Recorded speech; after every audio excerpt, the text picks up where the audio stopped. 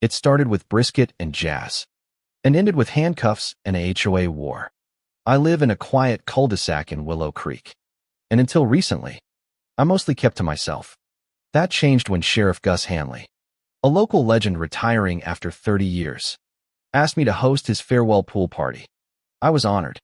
We smoked brisket from sunrise, had a jazz band tuning up near the pool, and local officials from all over the county showed up to toast the man who'd kept us safe through floods, fires, and even that goat stampede in '09. But 2 houses down lived Beverly, HOA president, former corporate HR enforcer turned neighborhood tyrant. Beverly and I, we've had tension ever since I refused to repaint my front door from deep blue to approved taupe. She said my pool fence was 7 inches too high. I said she was 7 inches too nosy. Beverly had been gunning for this party. She tried everything: noise ordinance complaints, fake zoning violations, even claimed Sheriff Hanley hadn't filed a permit. He laughed so hard he nearly dropped his lemonade. I filed warrants older than her bylaws. He said. By 3 p.m., the party was in full swing. Kids were splashing. The band was grooving. And nobody cared about mulch tones or mailbox uniformity. But I caught Beverly watching from her porch like a hawk with a clipboard. 15 minutes later, a patrol car cruised up. But instead of chaos, we got a show. Deputy Marquez stepped out, saw the sheriff doing cannonballs in cargo shorts, and burst out laughing. Gus waved and shouted, "Took you long enough." We were about to write up the lemonade for being too sweet. The party roared with laughter. But Beverly wasn't laughing. She marched over, waving her HOA handbook like it was scripture. "This is a violation. You're not above the law." Sheriff Hanley stood in the shallow end, dripping wet and completely unbothered. "Ma'am, there's no violation here. Just neighbors having a legal gathering. You're welcome to join." She stormed off, muttering about consequences. 10 minutes later, a letter appeared taped to my door. "You are in direct violation of HOA policies. Fines will follow." Signed, of course, by Beverly. That's when I realized it wasn't about the party. Beverly didn't hate noise. She hated not being in control.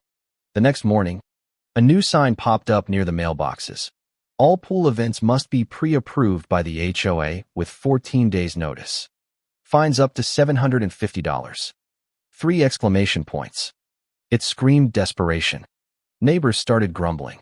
Trish from Maple Street whispered, "She's going to choke on her own rules." I called Russell, a retired prosecutor who was at the party.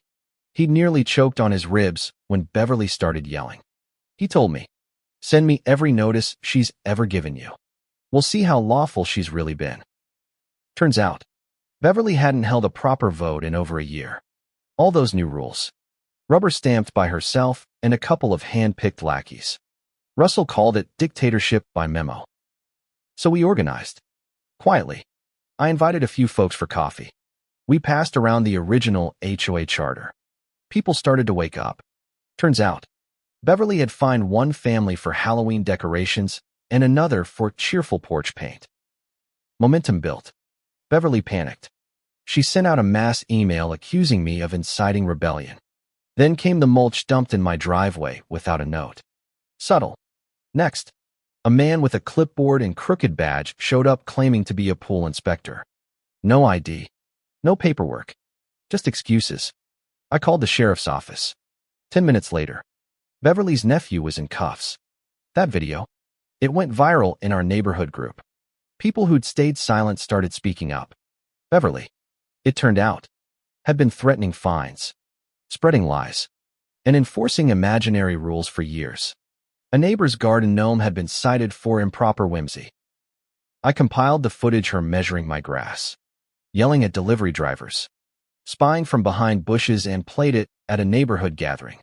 The laughter turned to anger, then to resolve. We circulated a petition, called a meeting. Beverly showed up in a power blazer, flanked by her loyal duo. But no one clapped. Russell stood, laid out the violations, and neighbors one by one told their stories. When it came time to vote, hands raised like a wave. Beverly was removed. She didn't speak, just turned and left. The next day, a new sign went up, Community meeting next Saturday. All voices welcome. A week later, her house had a for sale sign. She left without a word. Now, our HOA has a new president, Elaine, a retired librarian who cares more about potlucks than pettiness. We still have rules, but now they come with explanations, not threats. As for my porch, there's a new plaque above the swing. Porch of peaceful resistance. Sheriff Gus made it himself. So here's to brisket, backyard jazz, and standing up quietly but firmly against tyranny disguised as order. Let me know in the comments, what would you have done if your HOA tried to shut down a party for your town's beloved sheriff? Have you ever faced HOA drama like this? Let's talk below.